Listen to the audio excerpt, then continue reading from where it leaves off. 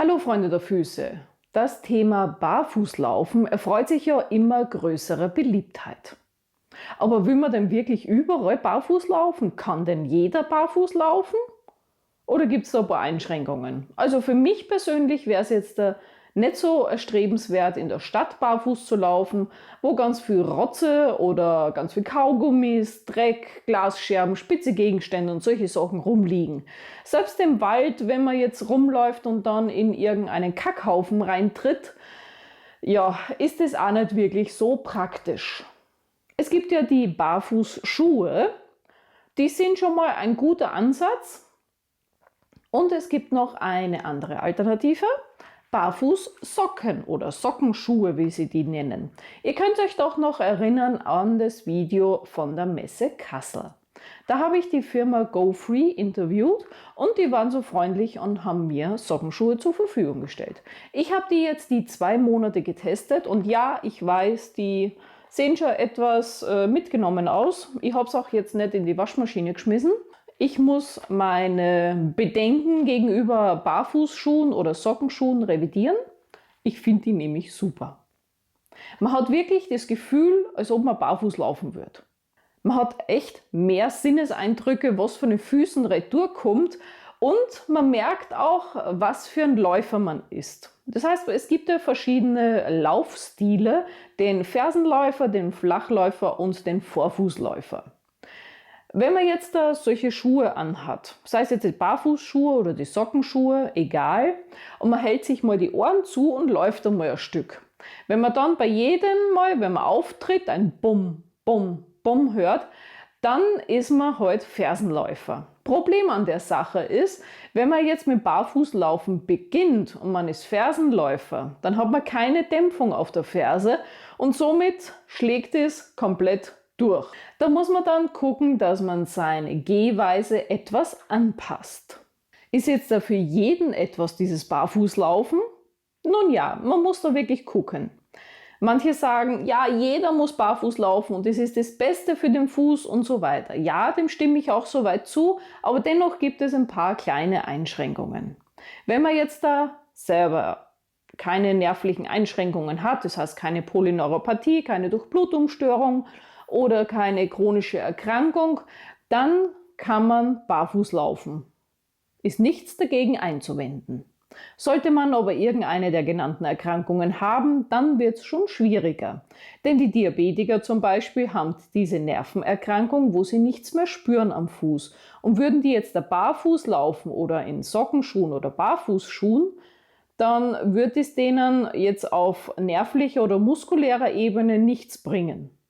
Denn die Nerven kommunizieren nicht mehr mit dem Körper und wo keine Kommunikation stattfindet, da kann auch der Muskel dann nicht mehr aufgebaut werden oder sich verbessern. Und der Patient, der Polyneuropathie hat, der muss natürlich darauf achten, dass er sich nicht wehtut. Barfußlaufen für solche Patienten ist eher kritisch zu betrachten. Wenn man jetzt aber einen Fuß hat, der was komplett normale Nervenfunktionen hat, dann ist es kein Problem. Wenn man jetzt Fußfehlstellungen hat, kann es auch sein, dass am Anfang Schmerzen da sind. Gerade wenn wir jetzt Hühneraugen haben. Ein Hühnerauge ist ja immer der Punkt des höchsten Druckes. Das heißt, man muss da wirklich gucken, dass der Druck, der was vom Boden kommt, besser verteilt wird. Und wenn jetzt die nervliche Innervation besser ist, dann merkt auch das Hirn oben, jo, da müssen wir jetzt was ändern, wir müssen die Gangart anpassen, damit es die Stelle entlastet wird. Und durch diese Entlastung stärkt sich natürlich die Fußmuskulatur. Und wenn die Fußmuskulatur gestärkt ist, haben wir besseres Gleichgewicht, besseres Gangverhalten und aufrechteren Gang und somit haben wir für den ganzen Körper eigentlich nur Gutes. Also normale Schuhe, je nachdem welches Modell es ist, sind ja kritisch zu betrachten. Gut, ich will ja gar nicht von die Pumps und High Heels und solchen Sachen reden. Ich rede jetzt von den normalen Turnschuhen. Und wenn man jetzt den Unterschied zwischen Sockenschuhen und Turnschuhen ansieht, dann sieht man gleich, der Turnschuh hat eine dicke Sohle, ist schön gepolstert, hat rechts und links alles schön eingefasst, damit das der Fuß guten Halt hat. Das einerseits, ja, der Schuh hat guten Halt am Fuß, aber der Fuß selber wird dann durch den Schuh in eine Statik rein getrieben, die was nicht anatomisch oder physiologisch ist. Manchmal sind die Schuhe zu eng, gibt es halt den Hallux valgus oder den Schneiderballen, es gibt Hühneraugen, Druckstellen. Ihr wisst ja, dass 1/4 unserer gesamten Knochen in den Füßen drinnen ist. Und natürlich muss so ein Gebilde, was so viele Knochen beinhaltet und so flexibel ist, mit Muskeln, Sehnen, Bändern, alles schön immer bewegt werden. Und wenn das Ganze nicht so ordentlich bewegt wird und schön statisch gehalten wird in den Schuhen, dann passiert leider das, was immer passiert. Die Muskeln erschlaffen, die Sehnen verkürzen und das wirkt sich auch Richtung Oberkörper aus. Denn die größte oder die meisten Muskeln vom Fuß sitzen nicht im Fuß selber, sondern im Unterschenkel.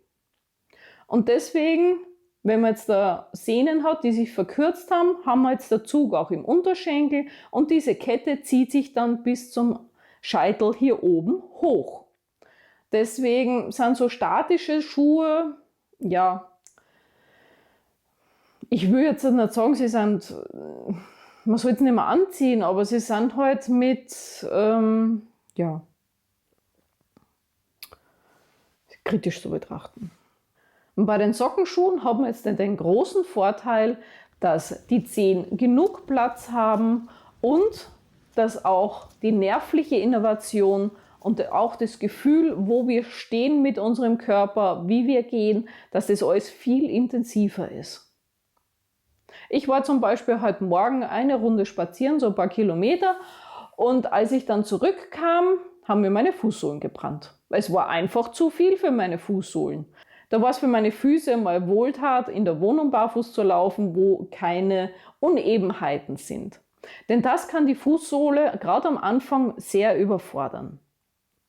Deswegen müsst ihr, wenn ihr euch Sockenschuhe holt, langsam damit beginnen.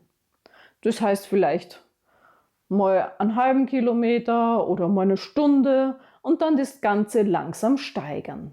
Ihr werdet sehen, dass es auf euren Körper nur positive Auswirkungen hat. Wollt ihr mehr über Sockenschuhe erfahren? Unten in der Infobox ist der Link dafür. Wie versprochen kommen jetzt ein paar Videos, wo ich die Sockenschuhe getestet habe.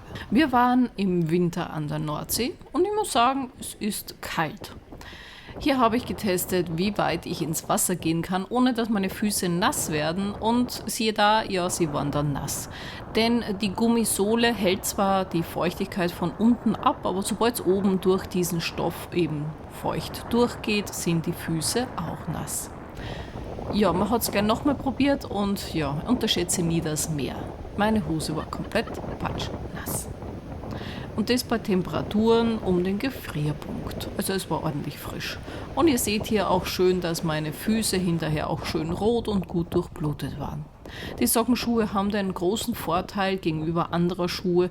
Sie sind sehr flexibel und können zusammengerollt werden und genau das Richtige für Reisen, gerade so am Strand.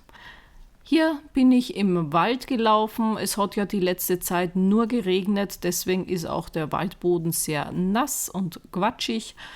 Und ja, ich bin trockenen Fußes durchgekommen. Diesen Ton wollte ich euch nicht vorenthalten, den die Sockenschuhe machen, wenn man über Teppich läuft. Hat euch das Video gefallen? Lasst mal einen Daumen nach oben hier. Habt ihr selber schon Erfahrungen gemacht mit den Sockenschuhen oder mit Barfußschuhen? Schreibt es gerne unten in die Kommentare rein.